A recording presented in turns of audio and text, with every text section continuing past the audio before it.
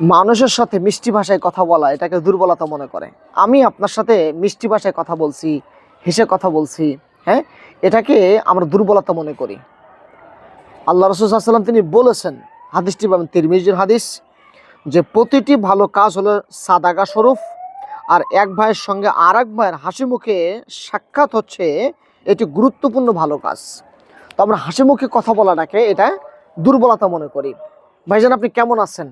আমি উদাহরণস্বরূপ বলা যেতে পারে যে আমি আপনার কাছে টাকা পাই, আমি এভাবে আপনার সাথে কথা বললাম যে ভাই আমার টাকাটা কি দেওয়া যাবে, দিলে অনেক ভালো হতো, অথবা ভাই একটু আমার জন্য উপকার হয়, এভাবে বলাটাকে অনেকে দুর্বলতা মনে করে। কিন্তু মনে রাখা উচিত যে একজন মানুষ অপর মানুষের সাথে যখন কথা বলবে হাসি মুখে কথা বলবে, একজন মানুষ অপর মানুষের যখন চলাফেরা করবে তখন ভদ্রতা রেখে কথা বলবে। এটা রাসূল সাল্লাল্লাহু আলাইহি ওয়াসাল্লামের সুন্নাত।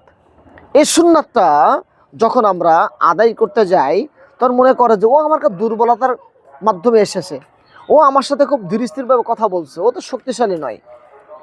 আমি যদি যখন বলি এই কি খবর, কি অবস্থা, কি মানে আমি খুব একটু বাজে বিহেভ করলাম, বাজে আচরণ করলাম, দেখা যাচ্ছে এই বাজে বিহেভটা সে মনে করছে একটি শক্তিশালী লোক এসেছে আমার কাছে, অর্থাৎ তাকে মূল্যায়ন করতে হবে, কিভাবে তার কাজটা উদ্ধার করে দেওয়া যায়।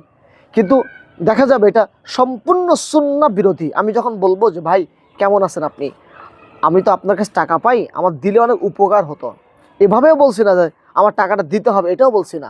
কি বলছি? দিলে উপকার হতো, দিলে ভালো হতো। এটাকে সে মনে করছে দুর্বলতা, কিন্তু মনে রাখতে হবে এটা সুন্নাহ।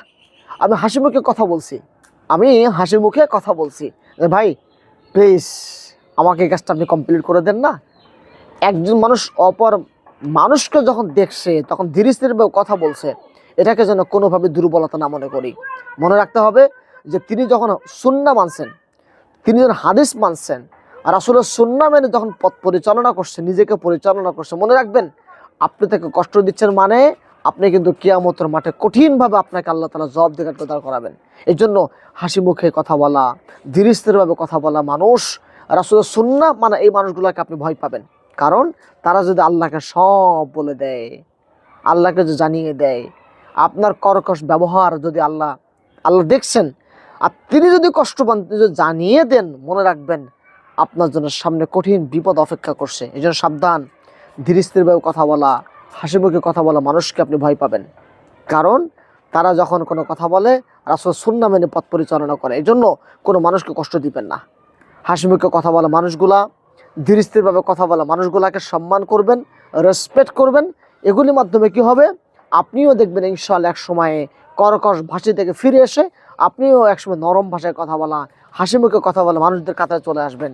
এভাবে কথা বলা মানুষগুলি যখন চলে আসবে সমাজে, তখন সমাজ সুশৃঙ্খল হবে, ভদ্র সমাজে পরিণত হবে, একটি ভালো সমাজে পরিণত হবে। আপনার বাচ্চাকে শেখাবেন আব্বু এইভাবে কথা বলতে হয়, মুস্কি হাসা সুন্নাহ। আল্লাহ রাসূল তিনি মুস্কি হাসতেন, সাল্লাল্লাহু আলাইহি ওয়াসাল্লাম তিনি মুস্কি হাসতেন।